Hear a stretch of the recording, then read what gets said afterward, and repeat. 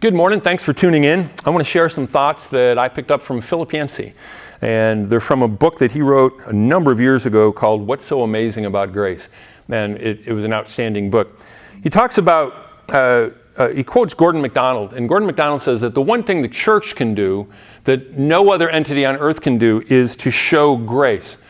And I'm not sure that I totally agree with that.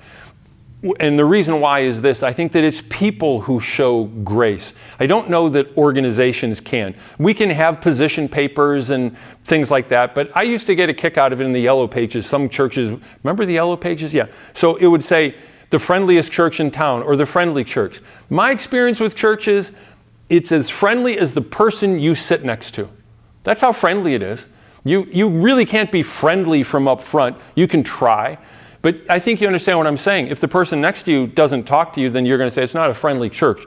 So how about Jesus? How did he deal with things? He did not allow any institutions of his day to interfere with his love for individuals.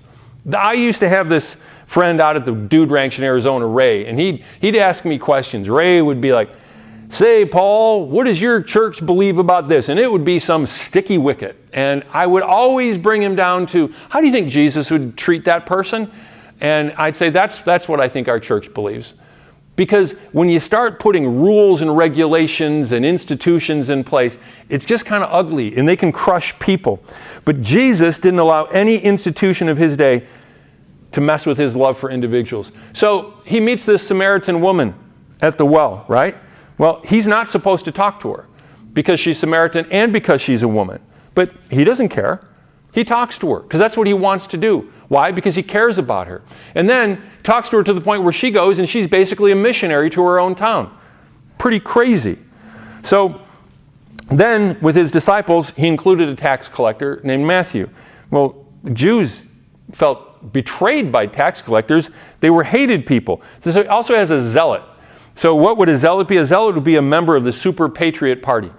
He would have hated a tax collector. Jesus is like, no, both you guys, I want you to hang with me. I heard something this week that indicated that probably the only other 20-something, Jesus was 30, but Peter was maybe over 20, because they're the only two that had to pay the temple tax, which means the others were probably teenagers. So these were young guys that he was trying to influence, and oh, did he? They rocked the world. He praised countercultural John the Baptist, said he was like the most spectacular person he'd ever known. He met with Nicodemus in the dark of night. He was a Pharisee, a person who was on the Sanhedrin. Oh, but Roman centurion, I'll get together with him too. I mean, can you see the pattern here? And then he'd go to Simon's house, who was a Pharisee, and he went to another Simon's house. Oh, he's Simon the leper, which is pretty much Simon the former leper, because Jesus had healed him.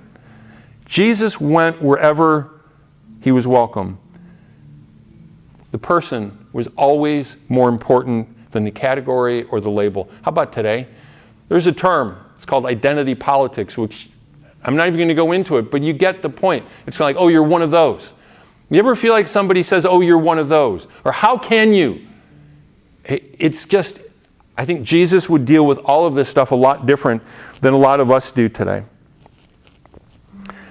If my activism, if what I'm doing, no matter how right I think I am, if it's devoid of love, then it's off.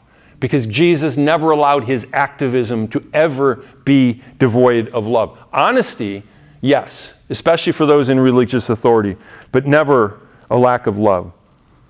Yancey goes on to say that political correctness or moral superiority, those are not the things that are going to win people over. It's love that's going to win people over.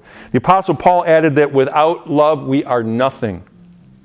No miracle of faith, no theological brilliance, no flaming personal sacrifice means anything without love. I just want to challenge you today to be like Jesus, to be able to love people that are different than you, that think differently, that don't expect it. That is the Jesus style. God bless you, and may you know the love of God today, and may you share it with someone.